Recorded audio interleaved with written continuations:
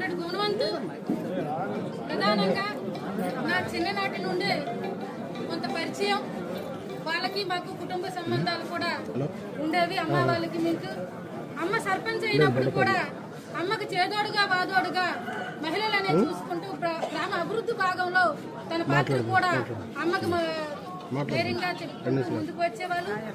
అలాగే నాకు తెచ్చిన నుండి నిర్బంధాలు, ఈరోజు రాజ్యం నిర్బంధాలు రూపా చట్టాలు అయితే అప్పుడు రాజ్యము ఏ గడికి వస్తుందో ఇంటికి తెలియదు, ఏ గడికి 3 గంటలకు తలుపు కొడుతుందో తెలియదు ఈ పోలీస్ వ్యవస్థ.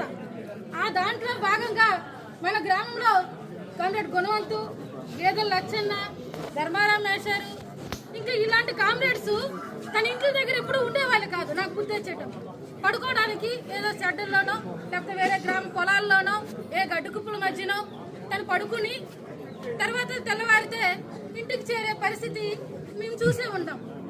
అలాంటి నిర్బంధాలు ఉన్నాయి, నిర్బంధాలు అనుభవించారు, గ్రామ అభివృద్ధిలో భాగస్వామి అయ్యారు. నిజంగా ఈ రజక కులానికి మాత్రం ఒక వెన్నుముక లాంటి అభివృద్ధి బాటలో వాళ్ళకి సలహాలు సూచనలు ఇచ్చేటువంటి సామాజిక వర్గానికి మాత్రం ఒక ఇది.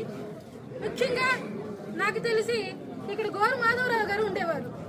శ్రీరాములయ్య గుణవంతు ఆయనకి జీవనోపాధికి తన సమస్యలని తన దీంట్లో భాగస్వాములు అయ్యి వాళ్ళ కష్ట సుఖాలు ముసలాయనకి